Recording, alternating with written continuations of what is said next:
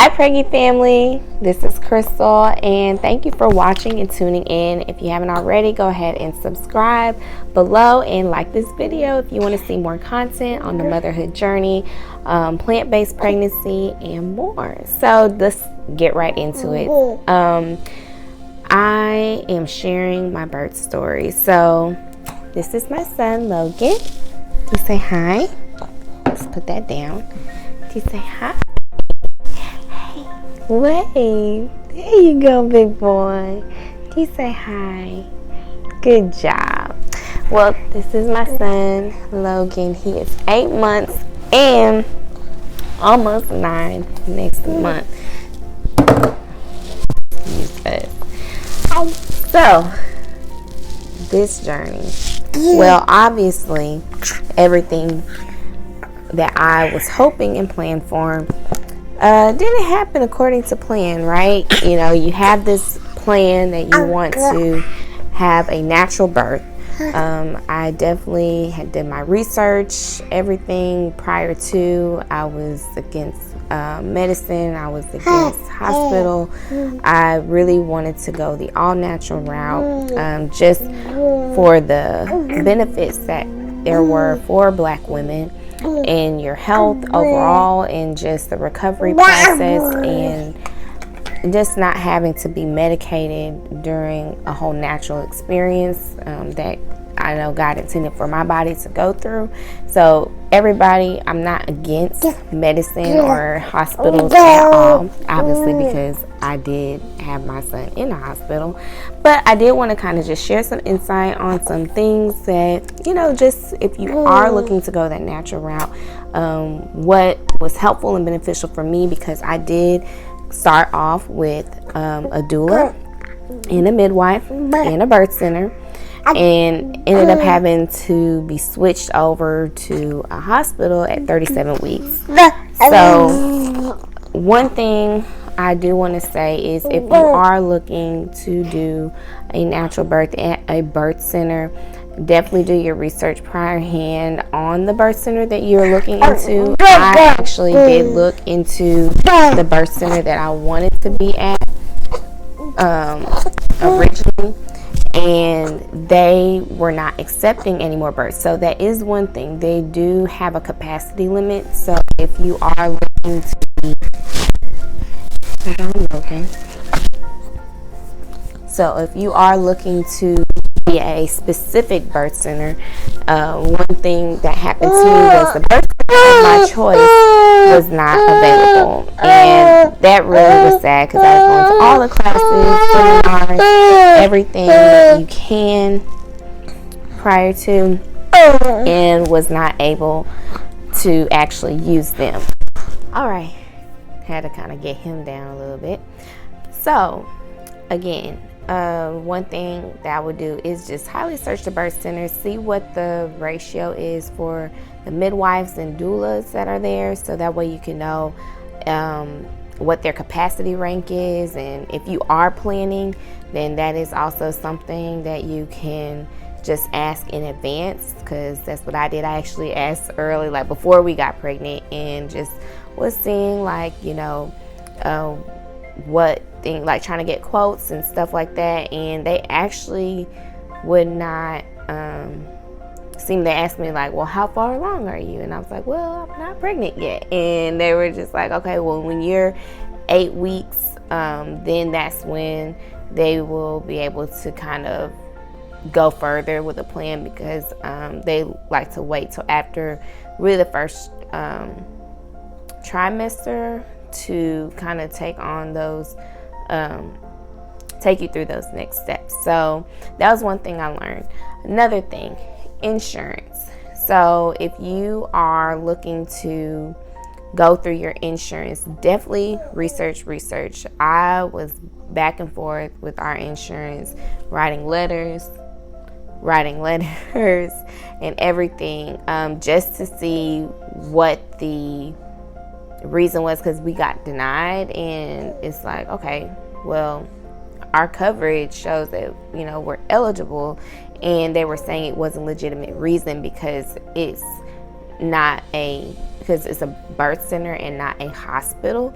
So there was that discrepancy that they did have. So if you are wanting to go the birth center route, they do have options even at the birth center, like for insurances that do coverage. There are costs with insurance and then out of pocket. So they do give you those breakdowns of each of those, so you know the difference. And either way, either is going to be less than a hospital birth. So whatever route you take, if you are going insurance, just definitely make sure you call in advance. You know, with anything, if you're looking for a doctor, all that, same thing, birth center, just see and make sure that they're covered.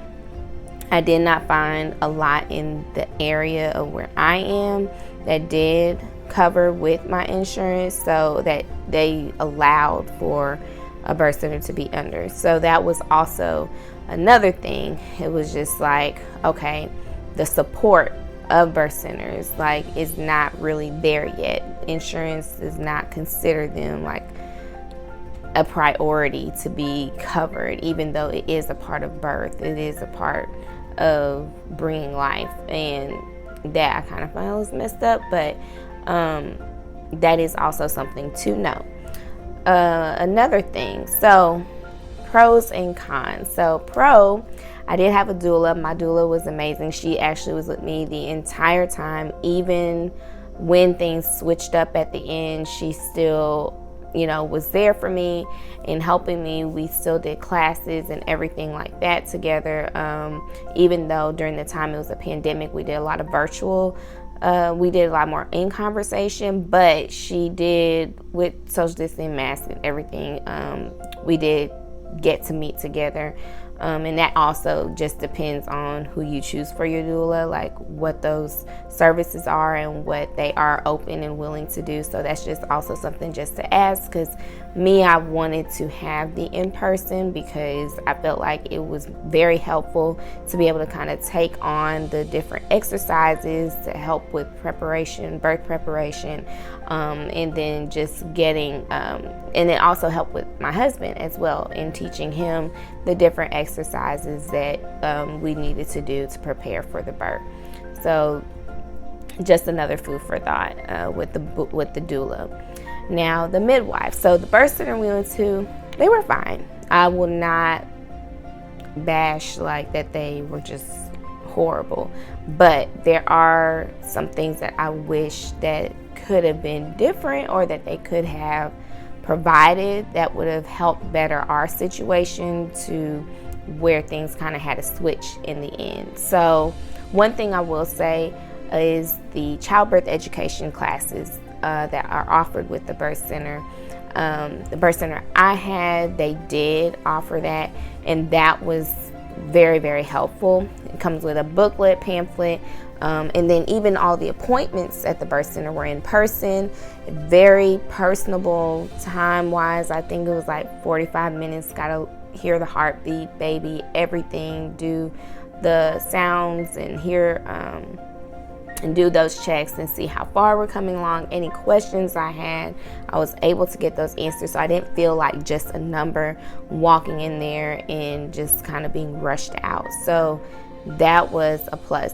Another thing too, with the birth center, what they do state, and this probably applies along the board, if there's ever a situation of emergency where you have to be transferred to a hospital, they do that. Your birth center should be in proximity to a hospital. That's kind of like their standard. So that way, if there needs to be any kind of emergency situation, they can move you. Now, because I was a first-time mom, I had to, the plan was to have the birth there, and it was a choice. They have a tub, and they actually had a bed too as well. So if you wanted to do either or, water or in bed, you could do that, and they did offer that, being it at first time.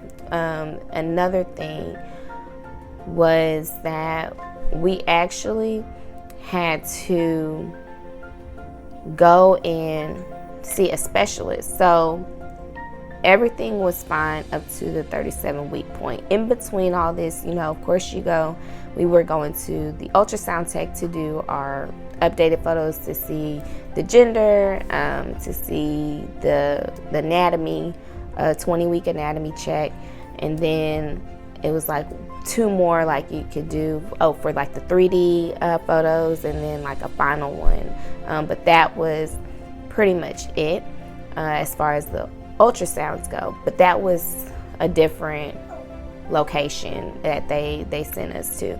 So at one of our appointments, and this was around 35 weeks, we actually went, and then they were like, it's like, oh, your baby's breached. Oh, he's up, he's turned, he's, feet up, and I didn't know what that meant at first. So breech is when the baby is not head down, for those that don't know.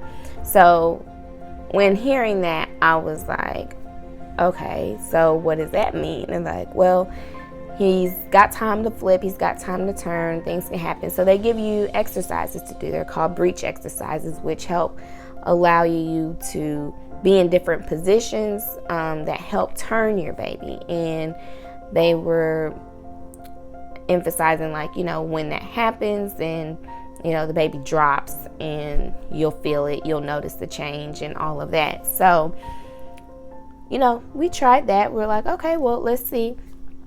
And went to, it was like we had ultrasound, and then we had the actual check-in with the birth center. And so when we would go to them, they were like, oh, he's head down. I'm like, oh, he flipped, everything must be fine.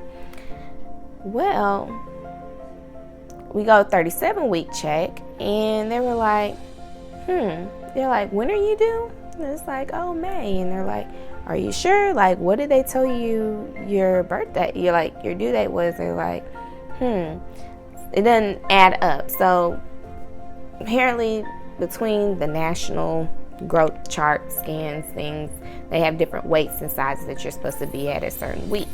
And so I was not measuring to the standard of what society's babies are. Granted, me and my husband were like, okay, let's talk with somebody. So they recommended us to a specialist, and this is when we actually had to go to a hospital to get checked. Now, this is where the other side comes, and we were just like, basically went in, it was like, oh, they did everything. And it was like, okay, we're gonna have the doctor come in. And the lady, to me, it was very just like they were talking to me as if like another number. It was like, oh, well, your baby's not measuring, and so the things that we need to do, you need to come in every single week from this point forward, and we're going to measure and monitor, because if not, then we may need to transfer you. They're basically just trying to shut out and shut down any kind of birth plan that I had. They were trying to tell me what I needed to do and not necessarily asking like my thoughts or opinions on things.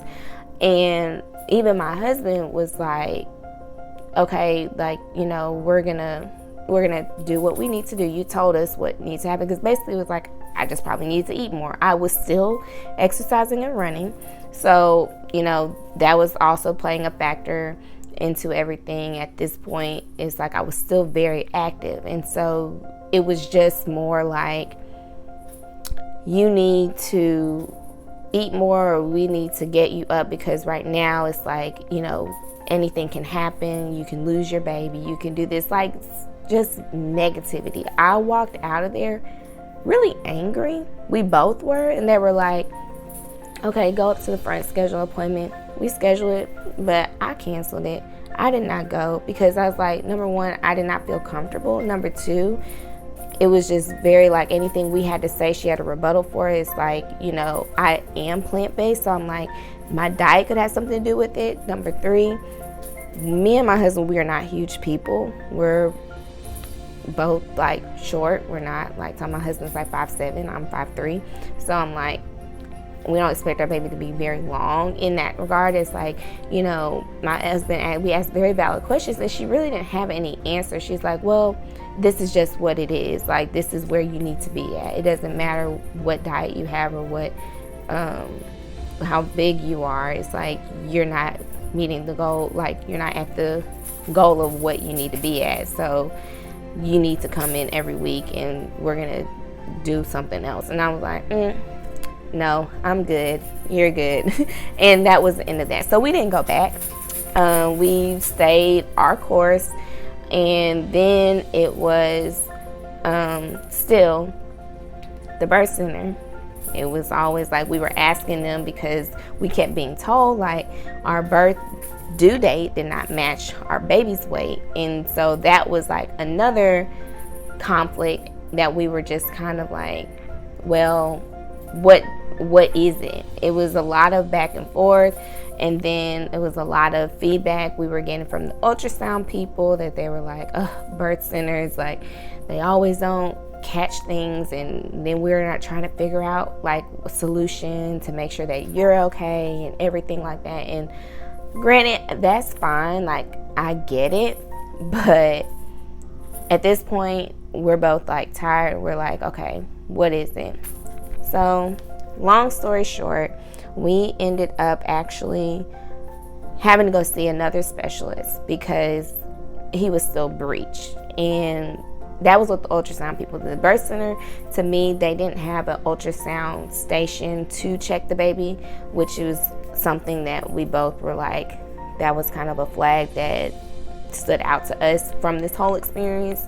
Was just, we were going in, checking in, but outside of the CBE classes and them giving us the like gentle birth that's what's up with the laboring process, they missed that part of it. And so, you know, I like the personable experience, but that kind of was a ball drop, because it's like, why is it that we're coming to you and we're telling you these questions, and then somehow our paperwork from the doctor at our anatomy scan did not get to the birth center. And it wasn't until like 2-3 weeks later that they realized that they were missing that, because we brought it up to their attention like, hey, we've been getting told that he's not matching. It's like, what's going on? They're like, well, what did the anatomy say? It's like, don't y'all have that?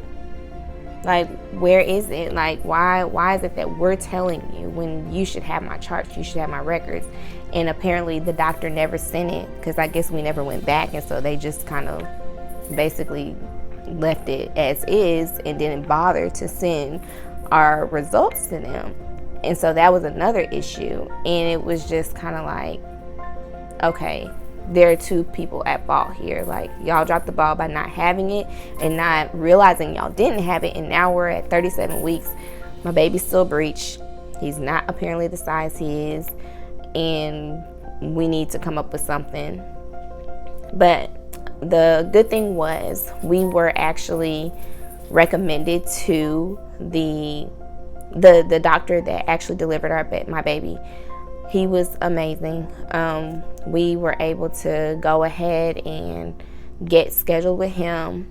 We went, and it was great from the beginning. Like, he saw the issue. He let me know what things to do.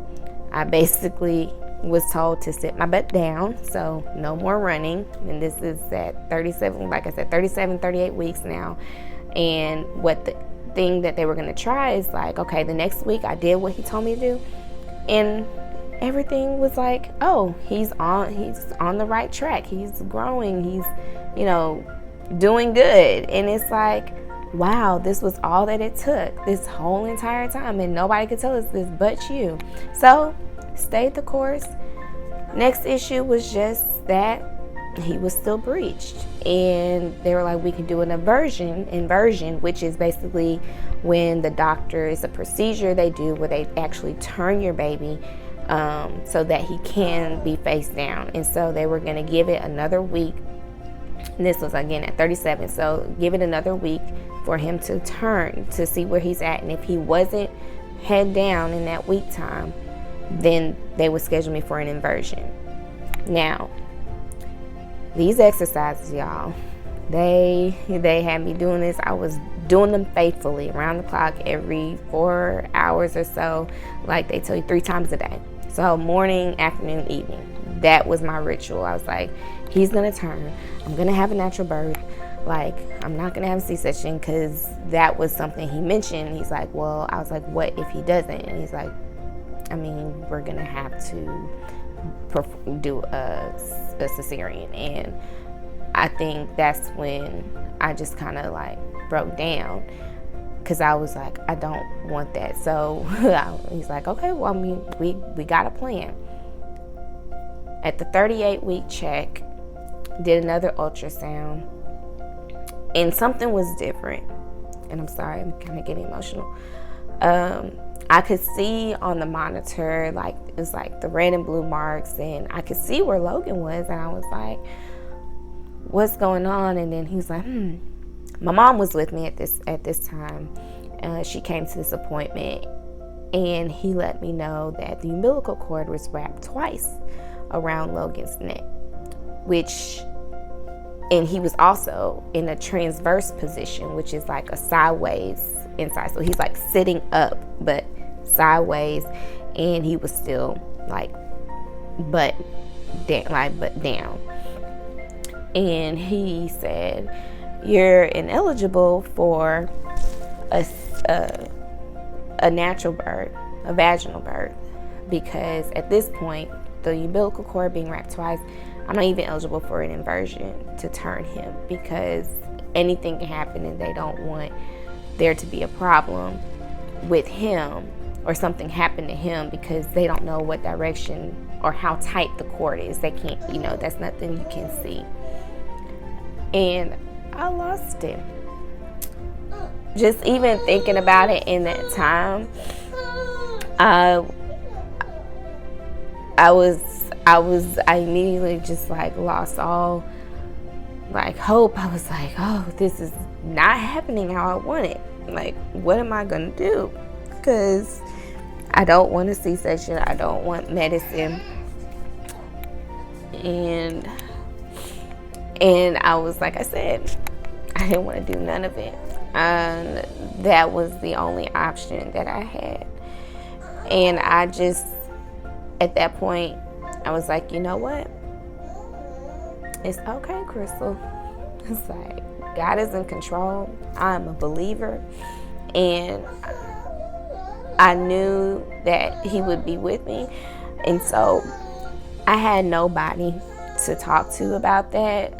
In my personal circle, everybody I knew that had babies all had them naturally or vaginally. So it's like, to have a C-section, it's like, what do I do? What do I expect? My doula was very encouraging. She was even telling me just different options and things of what I could do.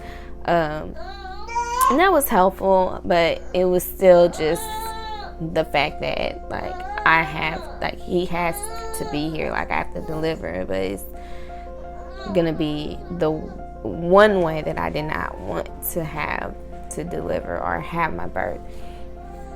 And so I said it to say, like, if you have a plan and if things don't go according to plan, as long as the baby is healthy, and if that's what needs to happen, then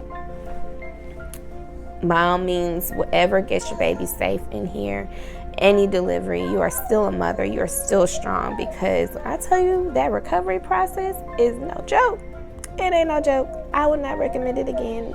I was like, people asked me, would you prefer that? I said no. It's like, I still want to have a natural birth. Even after my whole entire experience, I want to have a natural birth. I want to have that experience with my child. And so now that's going to be another situation, because apparently I hear it's hard to kind of find doctors that accept VBACs, and that's, again, terminology for people who had cesareans and have a vaginal birth after a cesarean during, like, that's just terminology for those that don't know. But I just pray and hope that I am able to go that route one day. But for those that had to go through that, process and go through a cesarean. If you want any advice or any topics, or if you want me to speak on that whole process, let me know in the comments below. I do not mind sharing that story. I feel like it is, again, a different experience because being at the hospital and all of that, it was a whole different vibe. And it's just, like, again, this is my first time mom. So this is my story, and I really hope that I was able to help share some insight to what happened. But just know that whatever, mama, that you're going through, your journey and your story, it's all beautiful, because in the end you have your blessing, and that is what matters the most. Because he was nothing wrong with him. He was healthy, he was fine, and he came. And I mean, I still was able to have the experience of skin to skin. My husband was able to be there with me, even with the pandemic. He was able to cut the cord. We were able to play our own music. So I did get to have some of the experiences that I did want for my natural birth in the actual hospital room. And it also, depends on your doctor, but tell your doctor what you want, what you need. You don't have to be strapped down. You can choose to be awake the whole time. It's like, don't ever let anybody tell you that you have to be fully under. Like, if you want to experience, and I was able to hold my baby for at least a good 5-10 minutes after they cleaned him off. And that also was just something, because it is considered a surgery room. It wasn't like an immediate transfer, but we were able to be connected, and that moment was so surreal for me, and I embrace it still. And it's a beautiful moment that you share with your child and with your significant other, your spouse, whoever it may be. This is my little bundle of joy. This is my love. Yes. He's tired and he's stinky. So until next time, Preggy family, subscribe, stay tuned, and comment below. Again, if you have any tips or questions, you can always email at info@preggylife.com. So yeah, talk to y'all soon. Bye. Say bye-bye. There you go.